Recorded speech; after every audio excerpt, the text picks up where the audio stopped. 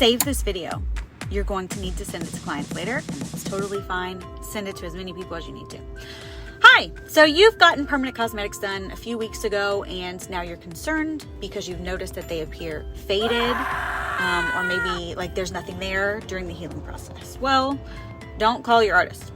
Don't panic text anyone, because in this video, I'm going to explain all the intricacies of skin healing and why this like ghosting or disappearing phase actually occurs. So, start at the top.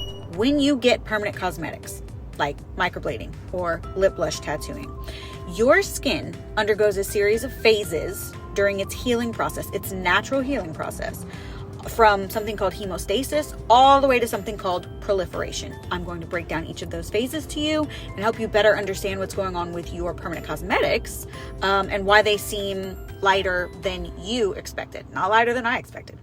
Hemostasis is the initial phase where your body starts working to stop the bleeding. You just want to stop the bleeding. So that's why we form a scab over the treated area and protect yourself. During this time, the color appears a little bit darker actually. This is because the presence of blood and tissue fluids. So as the scab begins to form and then eventually flakes off, you're going to notice that your skin actually looks lighter than it did when they put it on, lighter than what you wanted. This brings us to the second phase. So once it's flaked off, now we are in what's called the inflammation phase. This is where your body's immune system is going to be kicking ass to repair damaged tissue. So as inflammation subsides, the color of your permanent cosmetics actually seems faded. But rest assured, this is actually very normal. This is a normal healing part of your body's like healing process. Just like body scabs. You have seen this before. Look at me. You've seen this before. This is not new. When you have a scab on your arm and it flakes off, the color is lighter than your actual skin. That color comes back.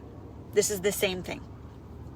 So that brings us to what's next is the third phase is called proliferation, and it involves the rebuilding of your skin cells, your skin tissue, and the growth of new blood vessels in the area. So this phase plays like a bigger role in restoring the vibrancy of the pigment itself. So as your skin regenerates, this phase is why you cannot come in for a touch-up.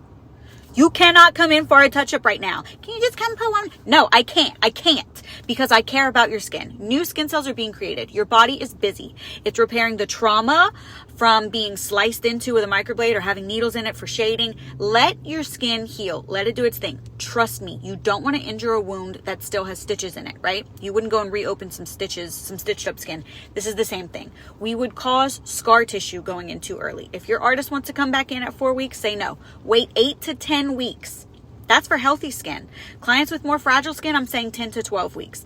The skin cell cycle for a young, healthy person is about 30 days. So 8 to 10 weeks allows for 2 full skin cell cycles to repair itself. I'm an esthetician. I study the shit out of skin. I'm not lying to you. Finally, during the maturation phase, the skin actually undergoes more healing and restructuring, and it leads to the return of your pigment's full like color intensity, let's say. So this is when you start to see your color like reappear, or like we say with lips, like the color blooms from within. It's vibrant, it's more defined, just in time for your touch-up. So the touch-up is where adjustments can be made. You can add on, you can go darker, thicker, longer. You can do, the second session really acts like putting a second coat of paint on a wall, basically. You're layering things on. So I know you still have a question. Why does the skin look lighter after a scab flakes off? Like, I know that's true, but why? Why does the color come back? The answer lies in the natural shedding of the outer layers of your skin themselves, right? So as the scab falls away, it actually pulls some of the pigment with it, which results in a temporary lightening of the treatment area, whether that's brows or liner or lips or whatever. But the skin continues to regenerate and heal, and the pigment that we injected underneath the skin comes back up. It resurfaces with the new skin cells as they turn over. So yes, the fading of permanent cosmetics during the healing phase is actually a completely normal and temporary occurrence. Trust the process. Follow your aftercare instructions diligently. Don't think that you know better. Follow them diligently. Allow your skin to heal naturally. And remember that patience is the key. You have to trust the process. This is how you're going to get long-lasting, beautiful results. So I hope that my frankness in this video was not lasting beautiful results. So I hope that my frankness in this video was not off-putting, but instead actually said, look at me. We're going to get through this. You're fine. I find that a just like flat out, blunt, plain approach to explaining things, especially when it's like sciencey like this, which sometimes sounds like magic instead of science. I find that is usually more beneficial when communicating to someone who doesn't have the passion or the drive to go in and learn the science of it, like an esthetician or a skincare professional. So embrace the healing of the process. Your brows are going to be just fine.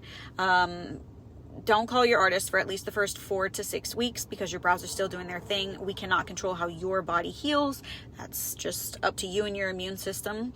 And yeah, see you in 8 to 10 weeks.